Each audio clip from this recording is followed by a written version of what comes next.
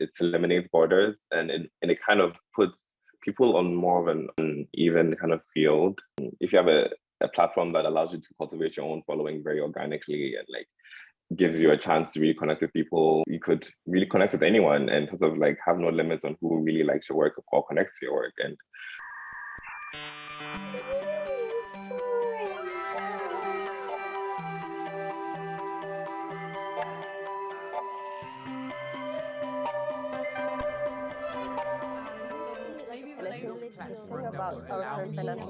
welcome yet to another episode of NEWFORUM. NEWFORUM brings together leaders, creators, new starters, and new perspectives on crypto, the metaverse, NFTs, social 3, and DAOs. NEWFORUM is powered by New Point Foundation and provides humanized and organic ways for thinkers to coordinate in order to ensure the conscious and ethical growth of a new web, embedding the values of care, freedom, and creativity.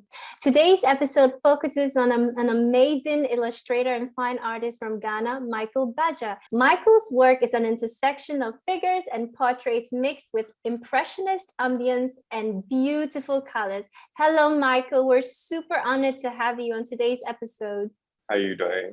We're doing great. So, Michael, could you tell us about yourself and your creative work as an illustrator and designer? Yes. So my work has always been just a way for me to have a sort of like a sort of escapism, and to sort of have to create these characters and these worlds that sort of represent parts of myself that I might not be able to express so freely. So it's a way for me to sort of, while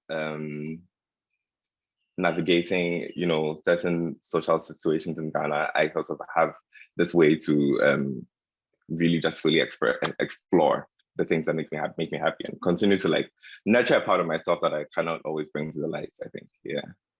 Right, I think that's really awesome, and that's really like how a lot of artists find their voice through these escapisms and worlds, because they might not have that on the outside, but then they channel it on the inside and they can fully, be with themselves. I think that's really, a lot of artists can relate to that.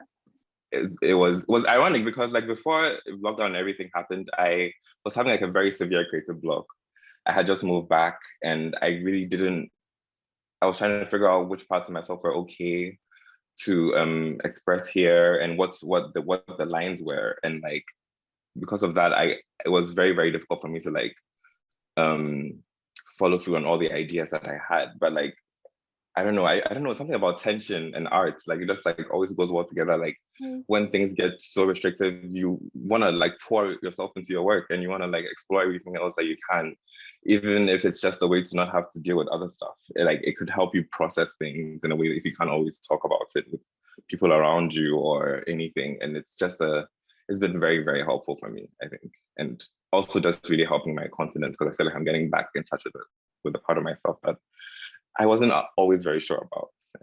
It's incredible and it's very distinct, so that's great. And Michael Michael and I, we went to the same college, right, in Atlanta, and it was amazing, and we both studied fashion. And I'm actually, I'm actually wondering, where did fashion go? Like, is fashion still impacting your work? Fashion is always going to be a part of, like, it's my first love. Like, honestly, one of my earliest memories was like in this movie. I don't know if you've seen The Mask, and with Cameron Diaz, and then she walked to the bank and she had this amazing outfit on. Like, those shoes have been seared into my brain for my whole life. Yeah, so those shoes, like, even like going back, I might not like those shoes now, but I remember the impression and the feeling they gave of like, stepping into a room and like really just owning yourself and like just being in your power. And like, I feel like fashion is just a great way to like give some people a mirror into people's like influences. Like, I don't know, like even your families, like you could be wearing a bracelet that you love that your grandmother gave to you, and like it tells a story, like every little detail. And I love costume design, fashion design and costume design specifically for movies, because I love like hearing them talk about like how they put stuff into clothes and like what it says about the character and like what it means in that moment, and like maybe the characters at a crossroads in their life, and somehow that's reflected in what they're wearing, and all the details like all sort of like converge on this point and like just like really reflect who the character is at the moment. And So fashion is always going to be a part of my of my visual language, because I just love, it's part of, when the images come into my mind, clothes are definitely part of the situation. And it's and it all sort of adds up in a way. So I can never divorce that. Fashion is always going to be there. Even fashion illustrators. I was about to say that when I first saw your illustration, I was like, is he like he's into fashion, like for sure? Because I was like, this looks like some professional like fashion illustration mixed with art, you know? And I love what you said about fashion, you know, like I feel like when people come together from the fashion realm, it's about storytelling, it's about art, music, and all these things coming together, and also identity, culture, and you know, expressing yourself and relating to others. And I love that, you know, you found your world or your passion, you know, and I think many people can relate to that world, I think. I feel like with even like you said, fashion illustrators are like one of my biggest visual influences. Like Rene Grau, Kenneth Poblock, and David Downton. They're like when I started illustrating fashion properly in SCAD, like I just loved, you know, the play between like the graphic element, graphic design, almost like very minimalist, very intentional use of line and shape and stuff like that, versus like these very like detailed like illustrations of clothes. So like the contrast between clean and like sort of very detailed and ornate is like something that I really love. It's a hard balance, you know, because you wanna finding the right balance is definitely hard, but you definitely do that. Yeah, we definitely see that in your work. Music is also like a huge inspiration. Who again? Music, right? Music. I just like, for example, artists like FKA Twigs. She I mean, like, honestly, like, I remember when I first listened to it, like, I just love how, like, raw she is, and, like, very vulnerable. Vulnerability is something that I've always struggled with. And so, like, I just love how she's able to just be so honest about, but also in very unconventional ways, and almost, like, all these textures and sounds that she uses in her music. And it might sound weird and alien, but, like, I feel like it's also very, very honest. I mean, like, she just puts stuff in, and it's like, if there's a scream, because she's in pain, and it sounds like very straightforward, but I don't know, something can be lost because we are so obsessed with like structure and like classical elements of like art form, like with music, you have your stanzas and then you have your chorus and stuff like that. But like, if you can just say what you mean and put what you feel in the work, and it's very like immediate, and she has a really like nice aura with like everything she does is like her own kind of way, and you know, you in her music like is really like expressive and vulnerable and doesn't shy away from, you know, going unconventional ways. You know, while we're like still sort of talking about your inspirations and your influences, I'm curious to know, are you your own muse? Because your work, your illustration, there's this I don't know, I can almost see you in the portraits. I can almost see the skin color, the body form, because you're tall, you know. And I kind of see that elongated, you know, your figures are like elongated and they look very elegant, but then there's this like Africanness, you know, of it, like you see what I mean? And so I'm always whenever I see your work, I'm like, is Michael his own, like, are you your own muse? Or, in a way, like, because Frida Kahlo is also another one of my huge biggest influences, but also the same way that FKA Twigs is, because they're both like so emotionally vulnerable. It almost feels revolutionary in the way that they're just like able to put themselves out there and say that I am worth, you know, the exploration. I am worth the time to figure out, you know, I'm worth like putting saying that my story is worth your time, you know, listen to it, look at it, try to understand it. Like, I feel like that's revolutionary, because like for me, like a lot of my life, I've sort of like been minimizing the validity of of the things that I've been through and stuff like that. And so like, I don't know, I even hate fake pictures. Like people taking pictures of me, I don't like it. So like, it's the portraits and stuff is a way for me to get comfortable with myself, and a way to sort of like, you know, what's the word? to sort of like I'm looking for a specific word, to explore my sort of like express yourself, express and from a relationship with my own body, I guess. My own insecurities.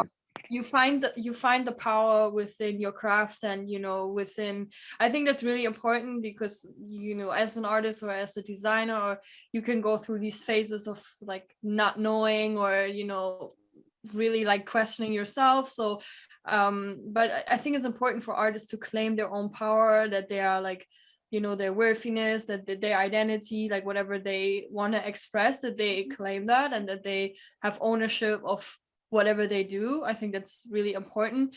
Could you maybe touch a bit on what is important to you right now? Like, what are you, maybe you have a certain thing that you're focusing on, or in your work, or what is important to you right now? For me right now, identity is important to me right now, because before I came back, I moved back, I was actually planning to like begin my transition. And when I got back, so all that sort of like became on hold. And I just needed to sort of keep exploring that part of myself, even though that for now, that might not be something I can like go through with currently. It's still something that I want to do. And so it's still a way from keeping in touch with myself. So identity is very important to me. It's very important for me to figure out how to weave more storytelling into my work, because like I want to, my ambitions right now, I want to create like a really good body of work that has a very good clear through line, sort of like detailing some of my own experiences with gender identity, and like even with like sexual violence and stuff like that, like just to sort of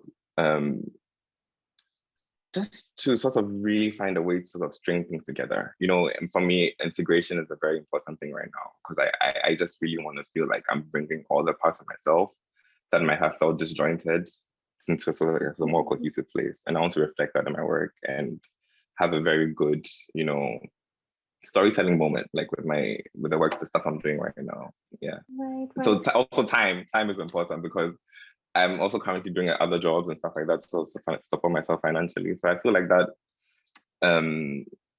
financial independence is important for everybody, yes, and artists, certainly, and also artists, because it's the time.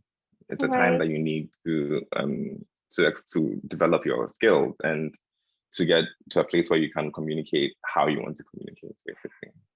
As you're speaking, I hear that you're trying to define yourself as an artist, you're trying to find yourself, and we do see a lot of that in your work. And I'm not surprised that you actually spoke on that, the fact that most of the time you express yourself as a person through your art. So it's part of the process.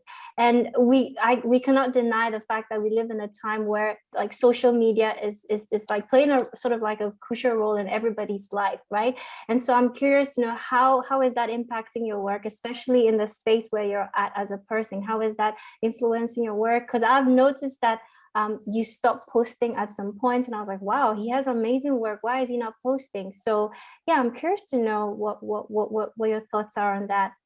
I feel like even though I haven't been posting a lot of that has to do with me just wanting to take some time to just really improve my technical skills, and like really just get to a place where I felt like I could bring my ideas out the way I wanted to and not get frustrated by it. So like for lots of like this year and last year, I took the time to like go back to a lot of basics and like learn about like lighting and color theory and stuff like that, and all these things again, because I really wanted to, increase my speed, and I wanted to increase my understanding of things so that I could just get things out.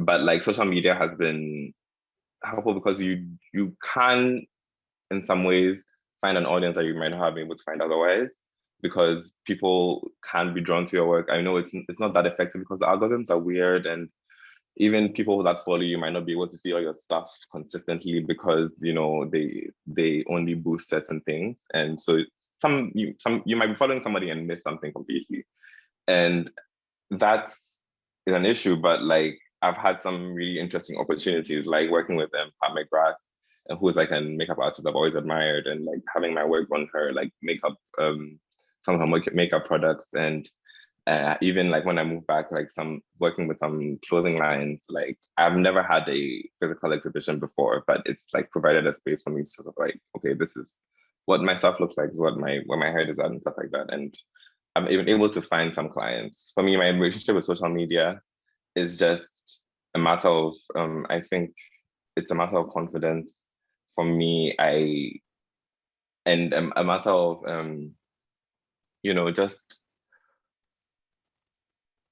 just wanting to make sure that, I guess I have a perfectionist streak because I would love to be like showing more like, sketches and behind the scenes stuff, because I do have a lot of those, but I feel like a lot of the time that I have to get out of my own way and stuff, like, and just like post more and sort of like get myself out there in that way. So social media, in the end, I feel like it's this thing that can be intimidating for me, but like putting my work out and stuff like that is always going to be intimidating. But like, I feel like the algorithms could be better. I would love more interaction with people, maybe with other artists especially, like, and just so that I can like grow, because that's how you grow, really. You talk to other people in your field and see like maybe they have like ideas that you never thought of and stuff like that, and collaborations and stuff like that. And yeah, I think that's it has its moments on both sides, I think, social media. So Michael, you probably have seen like the latest trends, about, I don't know, digital fashion, NFTs, and the whole like concept of Metaverse going around, DAOs. And I wanted to know, how far do you got into this like kind of crypto fashion space so far? What are your thoughts and your opinion on it, maybe? Right. So I have very limited experience in the metaverse, but like I was part of this exhibition recently with that was completely in a what's the word, virtual reality space. Yeah. So it was this sort of kind of like a festival put together by this group in Ghana called Adventures from the Bedroom, which is basically about talking about like the sort of like the sexual lives of Ghanaian women, basically, because I feel like in Ghana, sexual education isn't something that goes on, and it's an important part of life. And they sort of put together this festival to be like a safe space for people to come and talk about everything that they want to talk about, like listen to talks and have debates, stuff like that.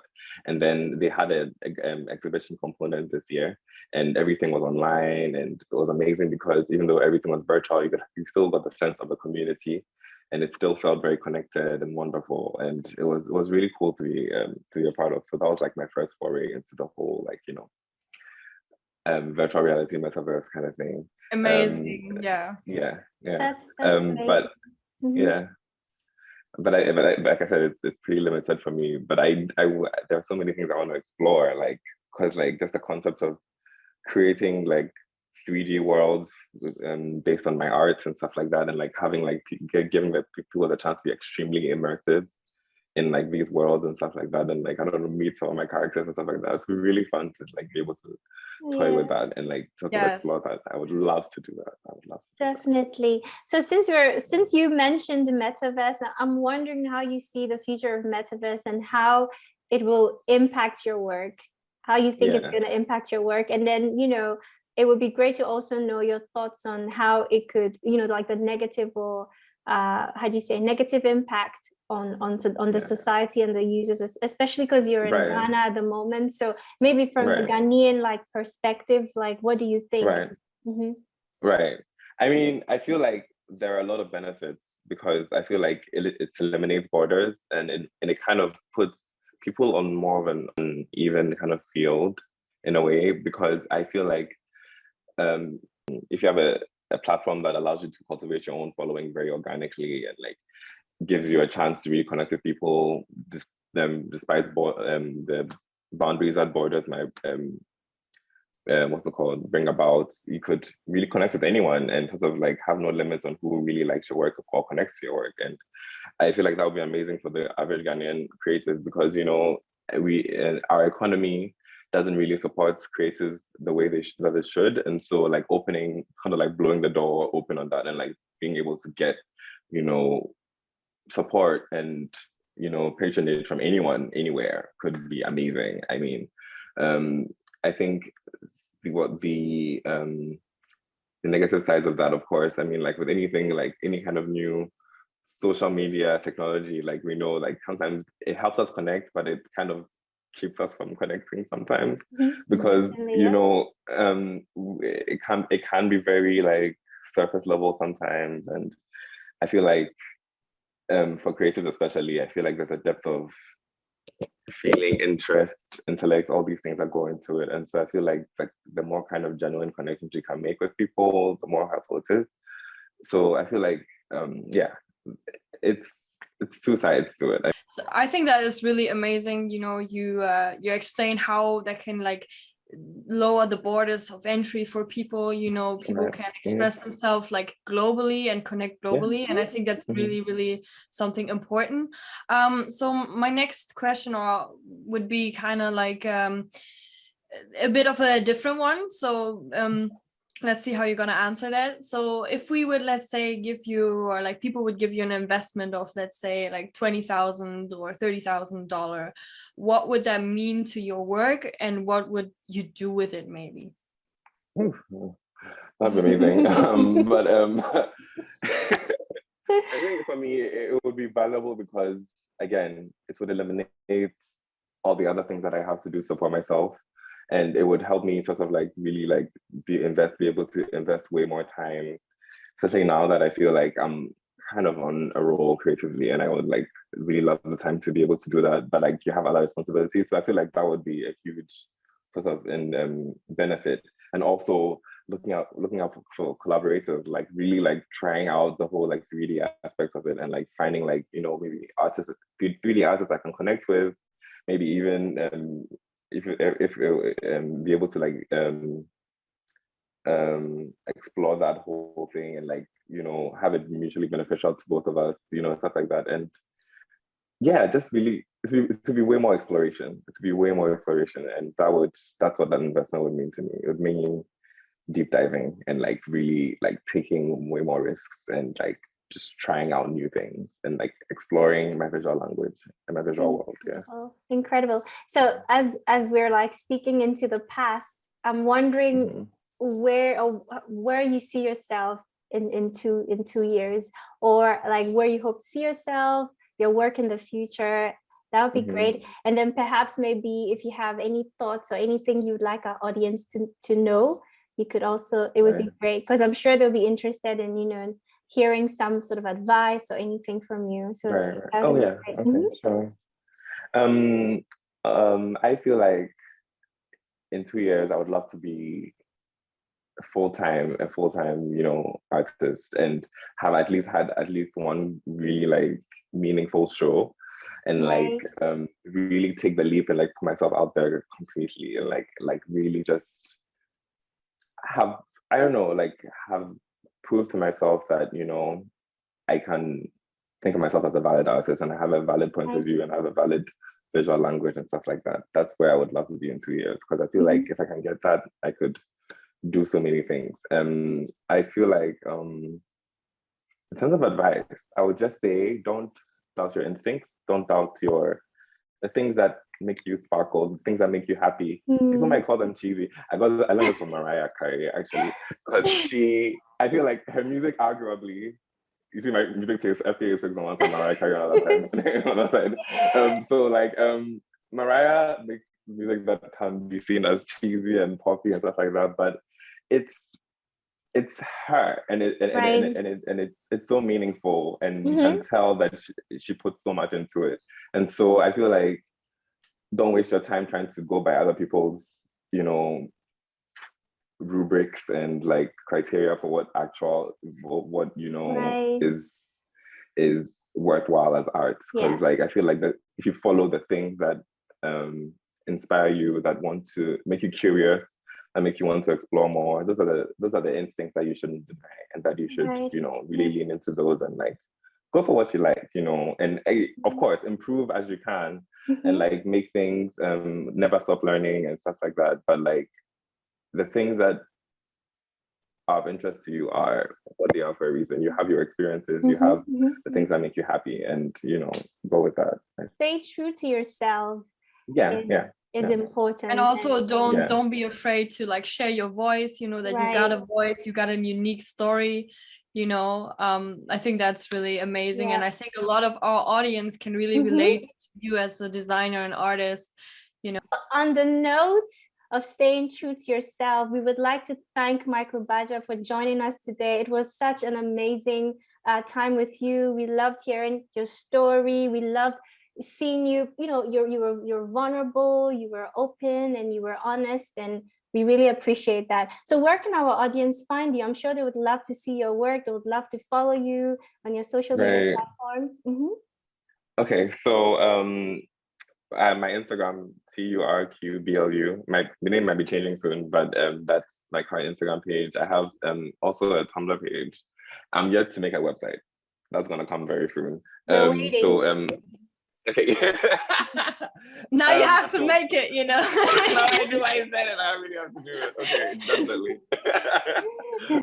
So the link to my Tumblr are actually on my Instagram page. And then I also have a Twitter. It's MX Badger. So those are my main social media platforms for now. Awesome. Thank you.